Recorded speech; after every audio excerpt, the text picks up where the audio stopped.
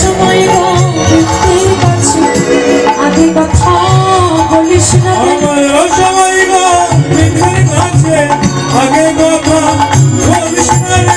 এই তুলসী শোন আমার বধুর কাছে যাবি কিন্তু যেই যেন আগে কথা বলবি না। তুলসী যখন যাচ্ছে তখন পিছন দিক থেকে রাধারানী ডাকছে তুলসী দাঁড়া দাঁড়া। তুলসী বলছে রাধে এ জগতে কোনো ব্যক্তি কোনো জায়গায় যাওয়ার সময় যদি পিছন থেকে ডাকে তখন আমরা কি বলি? আমরা অনেকে বলি যে পিছন থেকে ডাকলে অমঙ্গল হয়। তুলসী যাচ্ছে রাধারানী পিছন থেকে রেগেছে। তুলসী বলছে রাধে আমাকে পিছন থেকে কেন ডাকলে অমঙ্গল হবে যে? রাধারানী বলছে তুলসী তুই যে গোবিন্দের কাছে যাচ্ছিস কিছু তো নিয়ে গেছিস, খালি হাতে যাবি? কিছু নিয়ে যায় একটা বনফুলের মালা আর কত মিশ্র তাম্বল দিলেন তুলসীর হাতে। এই বলে তুলসী যখন আমার চলে যায় রাধারানী নয়নের জলে কাঁদিতে কাঁদিতে তুলসীকে ডেকে বলছে তুলসী এই ভবের মায়া ছেড়ে যারা একবার আমার গোবিন্দের কাছে চলে যায় তুলসী তারা আর তো জীবনে কখনো কোনোদিন ফিরে আসে না।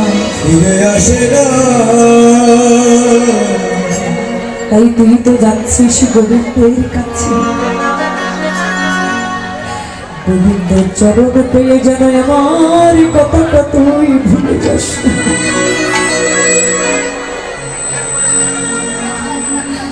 গোবিন্দের চরণ পেয়ে তুই যেন আমাকে ভুলে যাস না তুলসী।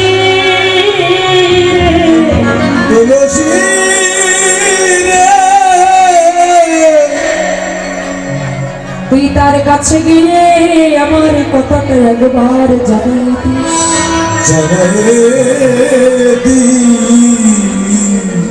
এই রে মালা, মালাটা বধুর গলায় যখন পরাবি মালাটা যেন রেখে আসিস না, মালাটা নিয়ে আসিস। কেন?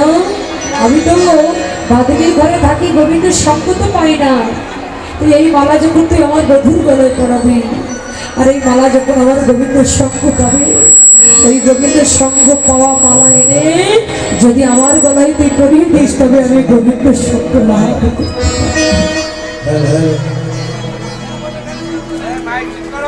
তবে আমি গোবিন্দের সঙ্গ পাবো। তাই তোর কাছে আমার এই নিবেদন তুলসী, আমি যে বড় হতভাগিনী রে, এই জগতে আমার মতো হতভাগিনী জগতে আর কেউ নেই। কেন জানিস? আমার এই জীবনে যৌবন মন প্রাণ আমি সবই কিছু আমার গোবিন্দের চরণে অর্পণ করেছি। আমার যে গোবিন্দ বিনে কেহ নাই রে,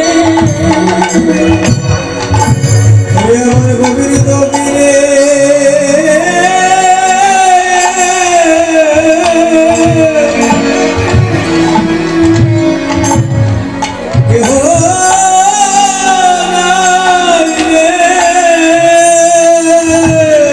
জগতে সকলের সকলে আছে,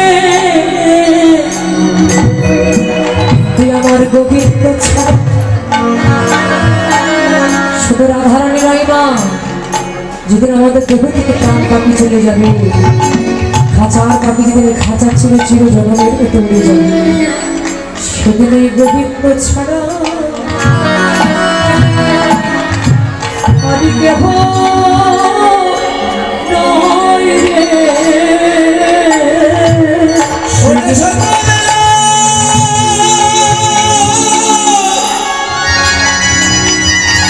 সকলি আছে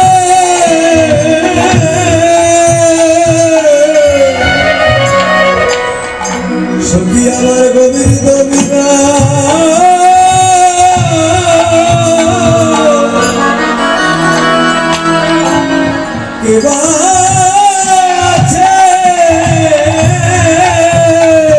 যেদিন খাঁচার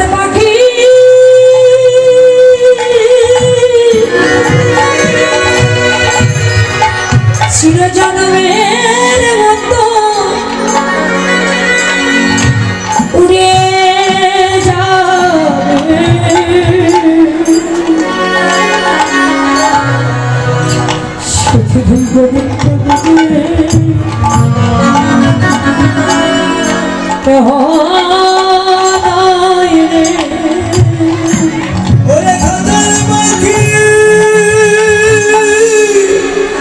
নিতাই গৌর প্রেমানন্দে হরি হরি রে।